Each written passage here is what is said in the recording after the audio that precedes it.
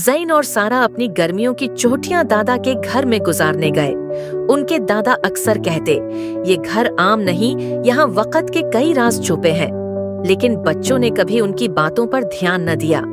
एक दिन खेलते हुए सारा की नजर दीवार पर पड़ी, जहाँ एक सुनहरी दरवाजा था। उन्होंने हैरत से दरवाजे को देखा। दरवाजा पहले यहाँ मौजूद न था। दरवाजा धीरे धीरे चमक रहा था। सारा ने हिचकिचाते हुए दरवाजे को हाथ लगाया। जैसे ही वो अंदर दाखिल हुए, रोशनी की एक तेज किरण ने उन्हें अपनी लपेट में ले लिया और वो एक जादुई सुरंग में गिर गए। जब रोशनी मध्यम हुई तो उन्होंने खुद को एक अनोखी दुनिया में पाया। अचानक उन्होंने एक सुनहरी परिंदे को देखा। वो बोला, तुम कौन हो? यहाँ इंसान नहीं आते।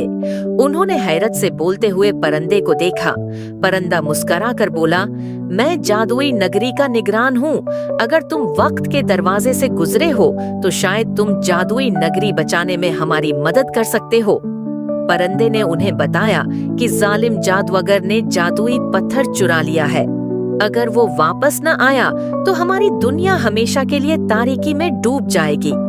ज़ैन ने कहा, हम मदद करेंगे, लेकिन हमें क्या करना होगा? सुनहरी परिंदे ने कहा, जादूगर तक पहुंचने के लिए तुम्हें सच्चाई के इम्तिहानों से गुजरना होगा। ज़ैन और सारा ने सफर का आगाज किया। वो जंगल के घने दरख्तों के दरमियान चल रहे थे जब एक दरख्त की शाखें हरकत करने लगे। दरख्त की चहाल पर एक चेहरा उभरा और उसने गहरी आवाज में कहा, सिर्फ वही आगे जा सकते हैं जो मेरी पहेली का जवाब दें। फिर उसने पूछा, ऐसी कौन सी चीज है जो बांटने से कम हो जाती है?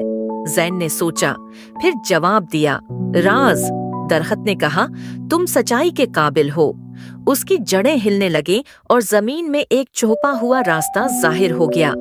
वो उसमें दाखिल हो गए। आगे बढ़ते हुए बादलों के दरमियान एक सुनहरी रोशनी चमकी और एक हिरन नमूदार हुआ। वो बोला, मैं तुम्हें कले तक ले जा सकता हूँ, मगर पहले तुम्हें अपनी सच्चाई साबित करनी होगी। उसने 3 दरवाजे बनाए और कहा, एक दरवाजा कले की तरफ जाता है, बाकी 2 तुम्हें भटका देंगे। दिल की रोशनी पर भरोसा करो। सारा ने आंखें बंद की और एक हल्की सुनहरी रोशनी को महसूस किया जो तीसरे दरवाजे से आ रही थी। यही दरवाजा सही है। वो दरवाजे में दाखिल हुए और रोशनी के हिरन ने अपनी रोशनी में लपेटकर उन्हें पलक झपकते ही जादूगर के कले के करीब पहुंचा दिया। कले के सामने एक बड़ी झील थी। अचानक पानी से एक जिन नमूदार हुआ और बोला, तुम झील पार नहीं कर सकते जब तक मेरी आजमाइश में कामयाब न हो जाओ। उसने पूछा, सच्ची दोस्ती क्या है? ज़ैन ने कहा, जो मुश्किल वक्त में साथ दे। जिन ने कहा, तुम्हारा दिल सच्चा है। और पानी के बुलबुलों से एक जादुई कश्ती बना दी। वो दोनों कश्ती में सवार हुए और झील पार की। उन्हें कलह नजर आया। वो कले में दाखिल हुए। उन्होंने जादूगर को देखा। जादूगर बच्चों को देखकर जोर से हंसा, तुम समझे हो कि मुझे रोक सकते हो?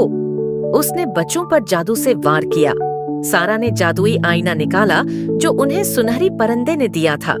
जैसे ही जादू का वार आईने से टकराया, जादू वापस पलटा और जादूगर धुएं में तहलील हो गया और जादुई पत्थर जमीन पर गिर गया।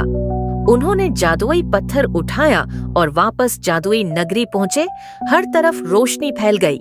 सुनहरी परिंदे ने दोनों का शुक्रिया अदा किया। ज़ैन और सारा जब वापस वक्त के दरवाजे से गुजरे तो वो पलक झपकते में दादा के कमरे में पहुंच गए।